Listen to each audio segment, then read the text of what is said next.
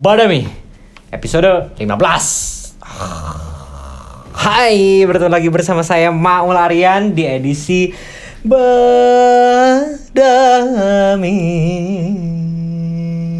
bercerita tentang budaya, adat, dan misteri.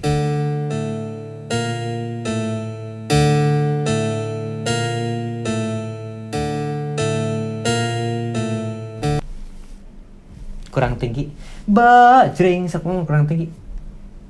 Kurang tinggi. Badami. Oke. Nah, di video kali ini kita akan membahas suatu cerita yang beredar di masyarakat masih Jawa Timur di Gunung Bromo. Ini Tengger. Ini cukup sakral dan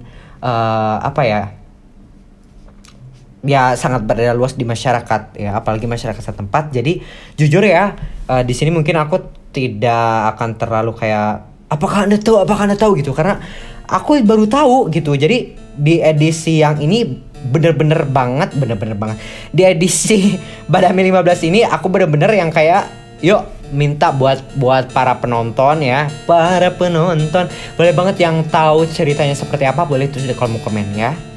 Oke. Jadi siapapun dimanapun kamu ya, mari berbincang dan bertukar pikiran bersama Maul Aryan. Bagikan ilmu, tanggapan, dan sudut pandangmu di kolom komentar. Tinggalkan tatapan, jangan lupa like, subscribe, comment, turn on notification, and share in your social media. Let's move to the story. Tengger. Ini aku ambil dari agusiswoyo.com, jadi boleh cek aja di deskripsi. Jadi cerita yang beredar di masyarakat itu gini guys, oke? Nah, hampir di setiap penduduk di Jawa Timur mengenal nama Tengger. Pegunungan Tengger adalah tempat yang penduduknya itu tekun melakukan keyakinan keagamaan atau keyakinan agamanya, serta kehidupan yang sangat damai dan juga saling membantu sama lain atau raket dengan istilah gotong royong. Nah, penduduk Tengger ini bertalian erat juga dengan penduduk Majapahit. Pada waktu pengaruh Islam mulai masuk di kerajaan Majapahit, ada sebagian penduduk yang kuat kepercayaannya terhadap agamanya, kemudian berpindah tempat dari daerah Jawa Timur gitu. Tapi ada juga yang menetap di daerah Bromo, ada yang ke Blambangan, ada juga yang ke Pulau Bali.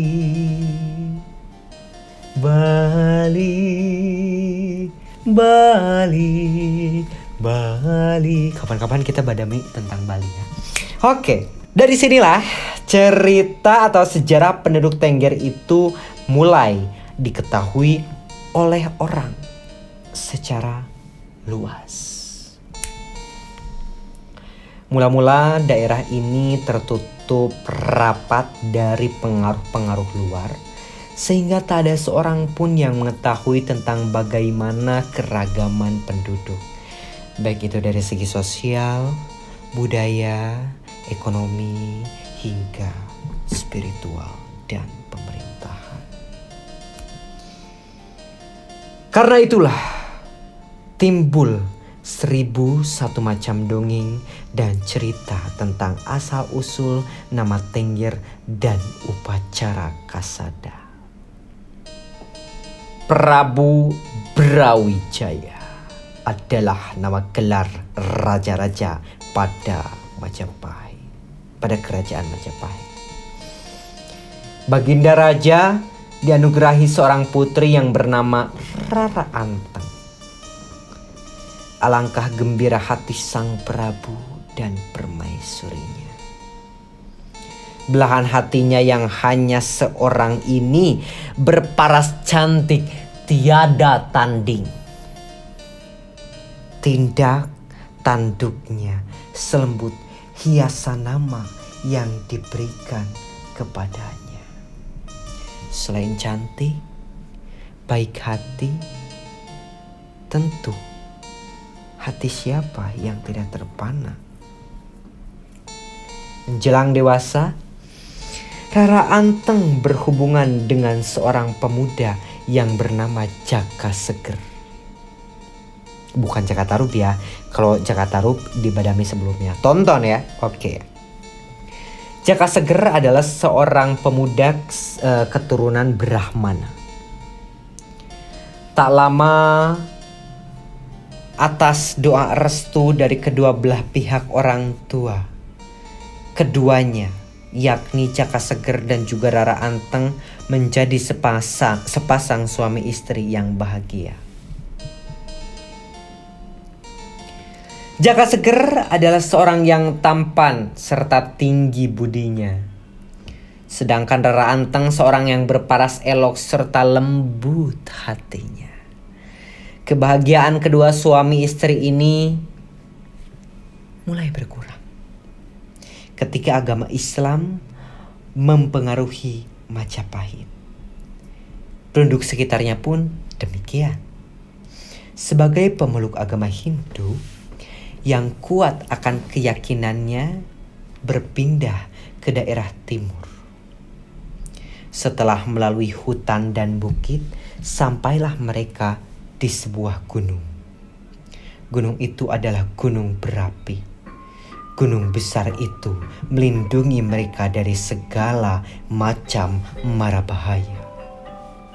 Mereka merasa aman dari hewan dan bahaya dari kedinginan. Mereka yang senasib itu telah bertekad untuk tetap tinggal di gunung itu.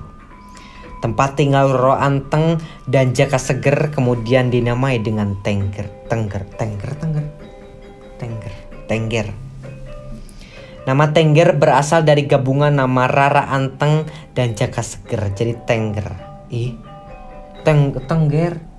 Berpuluh-puluh tahun Jaka Seger memerintah dengan bijaksana ya. Kebijaksanaannya itu menyebabkan penduduknya tentram, penuh gotong royong, saling pengertian, perhatian satu sama lain terhadap segenap rakyat. Tapi ada satu kekurangannya, yaitu beliau tidak dikaruniai anak ya. Seorang anak pun ia tidak dikaruniai. Sedih hatinya memikirkan nasibnya. Oh iya, gue pernah baca cerita ini dulu guys, aku punya buku tebal. Itu pertama kali aku beli buku di store terbesar ya, salah satu store terbesar di Gramedia, sebutlah aja di Gramedia ya. Itu buku 108 cerita rakyat. Aku ingat cover bukunya itu warna hijau, sweet green, atau pokoknya hijaunya tuh agak kekuning-kuningan gitu. Terus yang jadi covernya itu Roro Jonggrang. Itu cerita dari Sabang sampai Merauke itu lengkap. Tapi pas zaman SMP buku itu hilang atau kemana gitu. Oke, next, balik lagi ke cerita Tengger. Nah, kan ceritanya ini tidak dikaruniai anak kan ya. Akhirnya sedih hati. Nah, kemudian atas kehendak keduanya yaitu antara Jaka Seger dan juga Rara Anteng, dan juga dukungan dari rakyat Tengger, Baginda dan Permaisuri ini bersemedi di puncak gunung berapi itu. Gunung berapi yang berpuluh-puluh tahun telah melindunginya dari mara bahaya dianggap keramat oleh penduduk Tengger. Bersamaan dengan selesai persemediannya, memancarlah dari kawah gunung berapi itu sinar merah keemasan. Maka bertambah yakinlah bahwa permintaannya telah dikabulkan. Dengan hati gembira, Baginda dan Permaisuri itu berjanji akan mempersembahkan putra bungsunya kelak ke dalam kawah gunung berapi. Kebahagiaannya bertambah ketika lahir putra-putrinya. Baginda dan Permaisuri sudah semakin tua usia, akan tetapi putranya selalu menghiburnya. Sehingga lupalah Baginda dan Permaisuri akan janjinya. janji yang dulu diucapkan dari lubuk hatinya. Tiba-tiba, di balik kebahagiaannya, gunung berapi itu mulai menderu, berdentum seakan-akan mengingatkan janji Baginda dan Permaisuri. Semakin lama, langit semakin cerah berganti pekat. Asap dari kawah mulai mengepul hitam. Barulah Baginda sadar akan janjinya yang terlupakan. Namun semuanya telah terlambat. Angin bertiup dengan kerasnya menghempas segala yang dilaluinya. Pertanda gunung berapi murka. Gunung berapi murka. Keadaan sekitar pun menjadi kacau balau. Penduduknya berlarian mengungsi menyelamatkan diri. Baginda dan Permaisuri beserta semua putranya juga berlarian menuju ke balik gunung yang aman. Angin kencang serasa menghisapnya dari belakang. Baginda dan Permaisuri telah jatuh ke bawah, diikuti oleh putranya. Hanya Kesuma, putra bungsunya yang tertinggal di puncak. Semakin dekat Kesuma ke dalam kawah yang menganga membara itu. Segenap mata penduduk memperhatikannya penuh keharuan. Sampai Kesuma memasuki lubang kawah yang merah itu, tak ada seorang pun yang dapat menolongnya.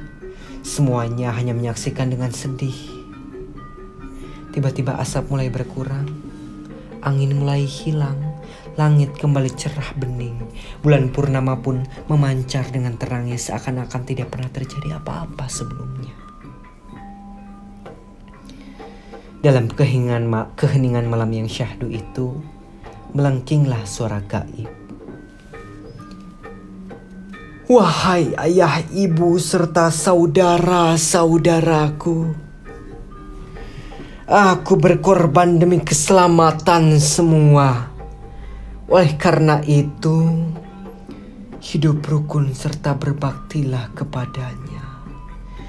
Permintaanku, kirimlah ke kawah ini sebagian hasil ladang serta ternakmu. Lakukanlah di saat terang bulan setiap tanggal 14 bulan Kasada. Kepercayaan itu sampai sekarang masih ada. Hingga kini, puncak Bromo tiap tahun pada bulan pertama tahun Jawa, yaitu bulan Asyuro, masih diadakan upacara Kasada.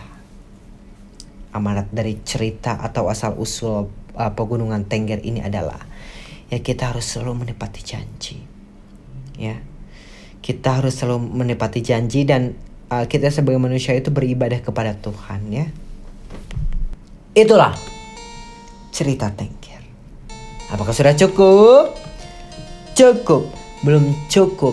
Tulis di kolom komentar best of story yang namanya cerita rakyat, ya. Apalagi yang terus berkembang di masyarakat dari manapun ceritanya serta siapapun penuturnya, ya inilah cerita rakyat yang tidak dapat terbukti 100% keasliannya gitu kan. Next, buat mau lagi yang mau berbincang dan bertukar pikiran, bertukar pandangan serta memberikan saran cerita apalagi yang pengen kita angkat di Badami, tinggalkan tatapakan di kolom komentar. Jangan lupa pula nyalakan lonceng notifikasi, like, comment, subscribe, and share in your social media. Mohon maaf atas segala kesalahan, kekurangan, dan keterbatasan yang Maul Aryan miliki. Bertemu lagi di Badami.